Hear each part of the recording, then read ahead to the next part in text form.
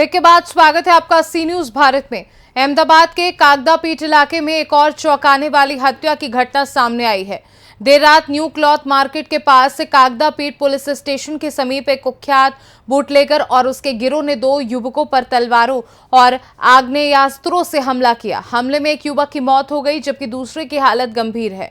मृतक की पहचान नानको ठाकुर के रूप में हुई है और शुरुआती जांच में सामने आया है कि आरोपियों के साथ मृतक की आपसी दुश्मनी और पैसों का लेन देन था। इस घटना के बाद इलाके में हिंसा फैल गई है और उत्तेजित भीड़ ने दोपहिया वाहन को आग के हवाले कर दिया। स्थानीय लोगों का विरोध बढ़ता देख अहमदाबाद पुलिस कमिश्नर ने कागदापीठ पुलिस स्टेशन के पीआई को निलंबित कर दिया है। इसके अलावा कागदापीठ पुलिस ने मामले में 2 किशोरों को राउंड अप किया है और हत्या के आरोप में जिग्नेश, विकी, विशाल और विराज के खिलाफ मामला दर्ज कर लिया है। पुलिस ने इलाके में स्थिति को नियंत्रित करने के लिए कड़ी सुरक्षा व्यवस्था की है ताकि किसी भी अप्रिय घटना को रोका जा सके। फिलहाल पुलिस मामले की गंभीरता से जांच कर रही है।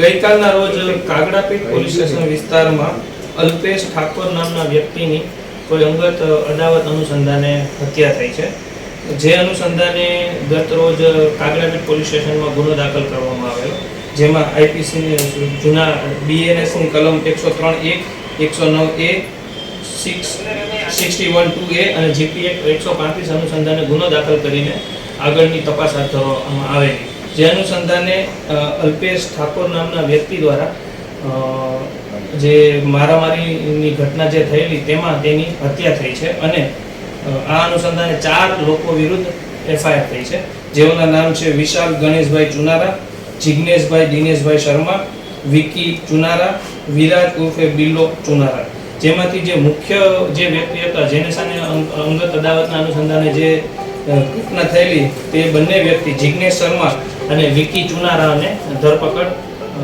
કાગડાપીઠ પોલીસ સ્ટેશન દ્વારા કરવામાં આવેલી છે।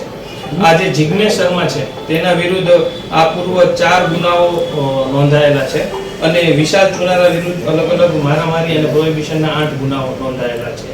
આ જે ઘટના સમગ્ર ઘટના બનેલી તેમાં આ 2 દિવસ અગાઉ પણ આ બાબતે મારામારીની ઘટના બનેલી, જે અનુસંધાને ફરિયાદ પક્ષ જે અલ્પેશ ઠાકોર હતા જે મરણ જનાર છે તેઓએ બી પાર્ટનો ગુનો પણ ત્યાં પોલીસ સ્ટેશનમાં નોંધવામાં આવે અને માનનીય પોલીસ કમિશનર શ્રી મલિક સરના સૂચનાથી જે તત્કાલીન પીઆઈ કાગડાપીઠ એસએ પટેલ છે તેઓને સસ્પેન્ડ પણ કરવામાં આવેલા છે।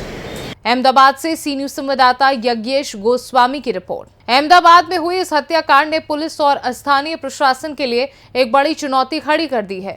कागदापीठ इलाके में तनावपूर्ण माहौल को देखते हुए पुलिस ने मामले की त्वरित जांच शुरू कर दी है।